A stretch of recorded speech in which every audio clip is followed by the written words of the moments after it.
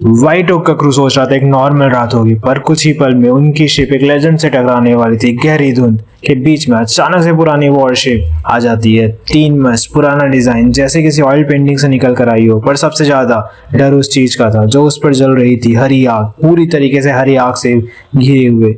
Crew तुरंत समझ गए ये नॉर्मल शिप नहीं है। किसी ने चिल्लाया, किसी ने भागे कुछ पकड़ने को ढूंढा और कुछ लोग तो गोमन के नाम जपने लगे। समुद्र में भगवान दूर होते हैं, पर डर के सामने इंसान सिर्फ उन्हें ही याद करता है। फर्स्ट मेट ने कैप्टन लॉरेंस की तरफ देखा। 30 साल का एक्सपीरियंस, हमेशा शांत रहने वाला कैप्टन, पर इस बार उसके चेहरे पर भी एक शौक था। उसकी आंखें सामने आते हुए शिप को देखकर डरी हुई थी। धीरे से उसके मुंह से निकला, द वेनिस्ड। ये नाम सुनते ही फर्स्ट मेट का तो खून ही जम गया, पर उसे रिएक्ट करने का मौका भी नहीं मिला क्योंकि व्हाइट ऑक सीधा उस शिप की तरफ बढ़ रहा था और क्रैश नहीं हुआ। दोनों शिप एक दूसरे के अंदर से गुजर गई, जैसे दो दुनिया एक पल में एक हो गई।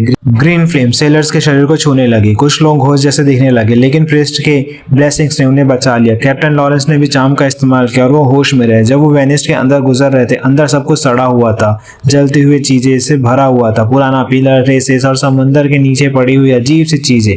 फिर वो कैप्टन कैबिन तक पहुंच जाते हैं। वहां एक वुडन गोट हेड रखा था, सीधा लॉरेंस को घूरता हुआ। उस पल उससे महसूस होता है कि ये शिप जिंदा है और तब उसकी नजर कैप्टन पर पड़ती है, वेनिस का कैप्टन डंकन। लॉरेंस समझ जाता है कि अब बचने का कोई रास्ता नहीं है, फिर भी वो हिम्मत रखता है और कहता है, मुझे ले लो, मेरी क्रू को छोड़ दो। डंकन कुछ बोलता है, पर तेज हवा उसकी आवाज दबा देती है। अगले ही पल एक तेज झटका लगता है, ग्रीन फ्लेम्स गायब हो जाती है, वेनिस धुंध में खो जाती है। व्हाइट ओक वापस नॉर्मल हो चुका था, क्रू जिंदा था, लॉरेंस भी। पर कैप्टन के मन में एक डर जाता है, इसलिए वो ऑर्डर देता है, क्रू का रोल करो, कॉल करो और ध्यान से देखना कहीं शिप का कोई एक्स्ट्रा तो नहीं है, कोई आया तो नहीं हमारे शिप में उस घोस्ट शिप से।